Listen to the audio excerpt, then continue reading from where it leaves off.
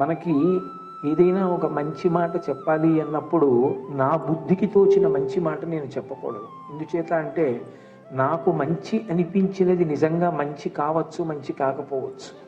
ఈ ఏడాది నేను వచ్చి మీ దగ్గర చాలా మంచి విషయం ఇది అని చెప్పింది, వచ్చే ఏడాది నేను మళ్ళీ వచ్చేటప్పటికీ గత సంవత్సరం నేను అలా చెప్పకుండా ఉండవలసింది, తర్వాత నాకు తెలిసింది అది మంచిది కాదని అన్న విషయాన్ని చెప్పే అధికారం నాకు ఉండదు. అలా అందుకే స్వబుద్ధికి అంటే తన బుద్ధికి తోచిన దాన్ని 10 మంది ఆచరించవలసిన విషయంగా ఎప్పుడూ చెప్పవద్దు.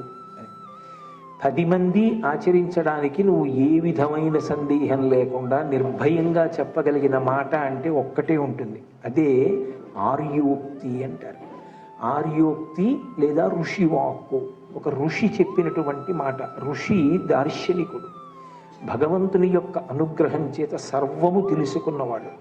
కాబట్టి ఆయనకి 10 మందిని మంచి మార్గంలో నడిపించగలిగినటువంటి మాట చెప్పడం అంటే భగవంతుడే మాట్లాడడం, ఆ స్థాయిని పొందినవాడు.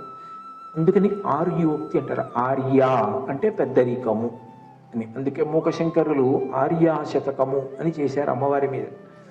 కాబట్టి ఆర్యోక్తిని స్వీకరించవలసి ఉంటుంది ఏదైనా చెప్పేటప్పుడు. వాల్మీకి మహర్షి శ్రీరామాయణంలో ఒక మాట అంటారు, ధృతి దృష్టి మతి దాక్ష్యం సకర్మసు నసీదతి అంటారు. ఇది ఆర్యోక్తి. ఇది మనుష్యుడిగా పుట్టినటువంటి ప్రతి వాడికి అన్వయం అవుతుంది, ఒక్క విద్యార్థికే కాదు. అసలు మనుష్య జన్మ ఎత్తిన ప్రతివాడు దీన్ని అన్వయం చేసుకోవలసిందే జీవితంలో. ఎందుచేతంటే ధృతి అంటే పట్టుదల, ఒక నిర్ణయమును తీసుకొనుట. రెండవది దృష్టి అంటే మీరు ఆ పని చేయడానికి బయలుదేరినప్పుడు మీరు ఆ పని పూర్తి చెయ్యకముందే మీకు కలిసి వచ్చినటువంటి విషయాలు, మీరు పొందిన కీర్తి, మీరు పొందిన వైభవం. దృష్టి అంటే ఎప్పుడూ జాగ్రత్తగా పరిశీలనం చేసుకుని అనుషంగిక ప్రయోజనానికి లొంగిపోకుండా, నేను మీతో మనవి చేశానే, దాని వలన వచ్చేటటువంటి కీర్తి కోసం, దాని వలన వచ్చే పొగడ్త కోసం ఆగిపోకుండా నిలబడగలగడం. మతి అంటే చెయ్యవలసిన పనిని చెయ్యవలసిన దానిగా చేసుకుంటూ వెళ్ళిపోవడమే.